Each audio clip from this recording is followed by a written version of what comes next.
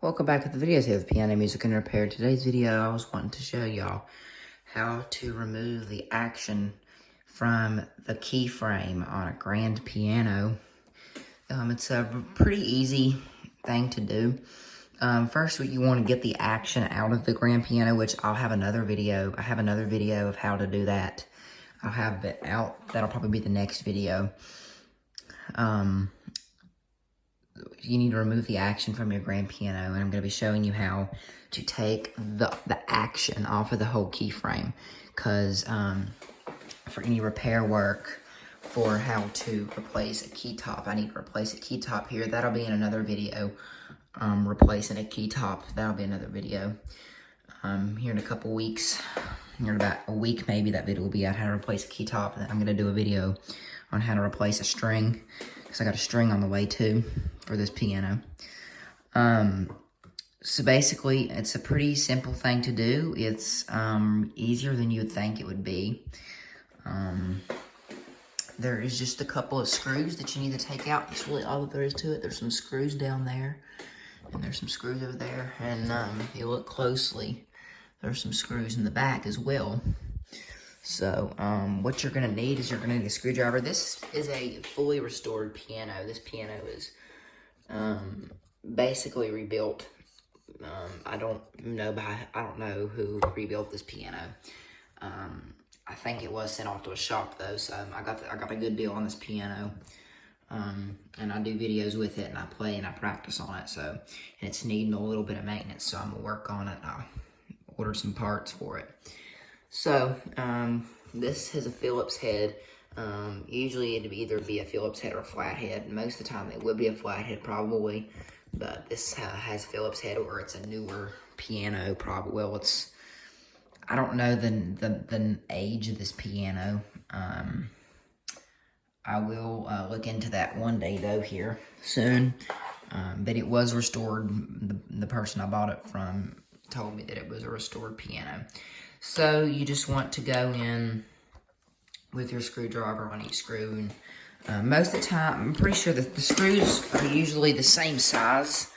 We'll start with the one down here. The screws are usually the same size. You know, it don't matter if you get them mismatched or anything.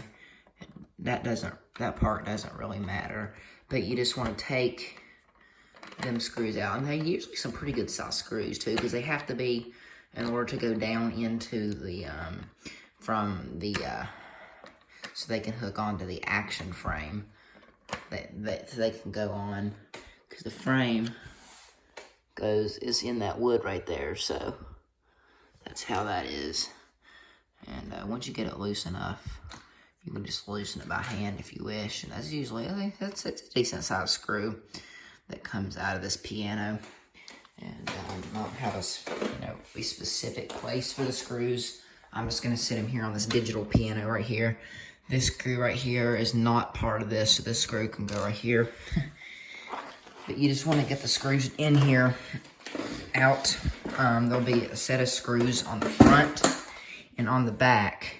Here's a screw right there you take out. Just take all them screws out that these action holders are on. So you just want to get them screws out like that. So just loosen them screws up. And I left my tools in North Carolina at my dad's house, so I'm using my mom's little pink screwdriver here, so bear with me here. Now once you got your screws out on this side of the action, what you want to do, some people have a block that you can stick behind the hammers and pull them up to pull them out like this.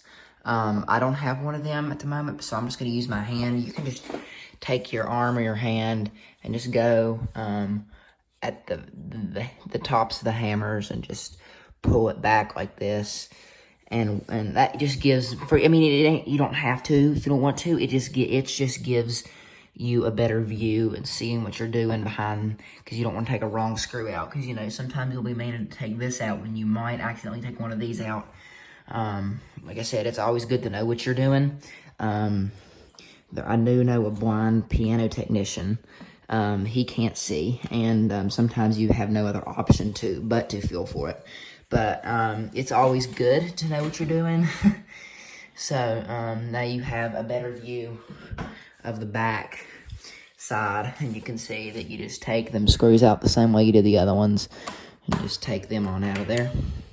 So we'll see when we get them out.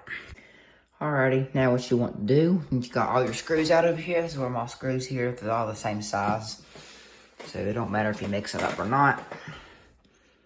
So what you want to do now, when you take the action off the keyframe, is you want to go ahead and put your hammers back down. So, just put your hammers back. Just like that. Alrighty, now what you can do is you want to take your hands and you want to go on the side of the action where the frame is to the action. Can't really see it, the frame, but it's just the very side of the action where it's metal. You want to grab it right there. Never grab anything but the sides. Don't grab anything that's wood, because if you grab anything that's wood, you could break something really easily. Because some pianos are a lot of the pianos are older, and the wood's more fragile on them and brittle, and they'll just easily break. I've busted a hammer out.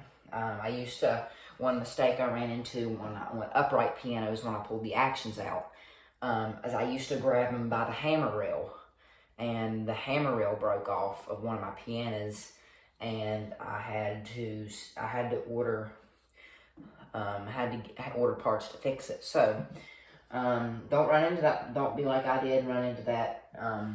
Never grab any piano when you're lifting something out of a piano. Never grab it by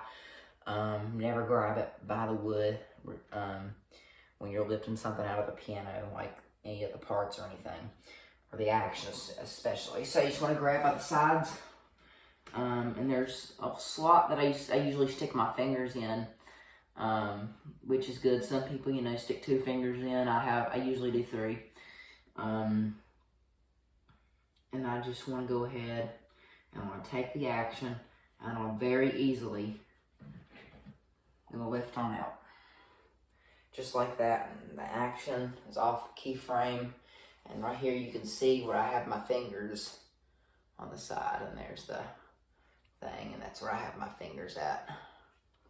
It's on there on that side. There's a view of where my fingers are. You can kind of see how I'm holding it. And you want your fingers to go in, but you don't want it to go too far, because you push it in too far. You push right here, you'll notice the hammer goes up, and you'll be pushing on the weapon, so you don't want to do that. So you just want to hold it by just the metal. Don't be pushing up against any wood. And that's really all that there is to it. Take your action, set it somewhere. I have the floor right now, and that's all that there is to it. Now you got your whole key bed. Right there's the action mounts, just on them boards right there. Is where the whole action goes in. You can see right there's 1 there, 2, 3, and 4. And these keys are pretty clean. Like I said earlier, I got a really good deal on this piano. It needs a little cleaning. I did some major voicing, and I need to do some more because I made it a little too bright. So I'm gonna try to warm up the tone a little bit. So it's easy to mistake that for rodent droppings and stuff too. But there it is, and your stuff, like you can get your keys out now, or you can go into the key bed and you can clean. I might do that while I have the action off and all of that. This is the key I'm putting the top on, so I'm not really sure why there's a hole drilled in it, but we'll have to just see later, because I'm not too sure. I don't think the other keys have holes drilled in it. But, yep. Just, let me take this B flat. But no, there's not a hole in that key or anything like that. I don't know why that key has a hole in it. I think somebody's messed with it in the past. I work on pianos a lot that a lot of people just mess with and stuff. Now there is a hole in this key. Okay, never mind. There's some numbers right there. I'm not sure what them are for, But, I guess they're serial numbers to something. But that's how you remove the piano action from the keyframe, for the action from the keyframe. And there's my grand piano action right there. And you'll notice that the grand piano action is a lot lighter than the upright piano action. I guess because there's less parts. And the upright piano action has more to it than the grand piano action. So, and there it is. And you'll notice your keys will your keys will fall down on this side, and that'll raise up because it pivots. And that when the action's in, it pushes and pins, and that's what holds everything up. So that's completely normal for your keys to fall back because this side of the key is heavier than this side of the key. So it's completely normal. So, but there you go. That's how you remove a grand piano action from the keyframe.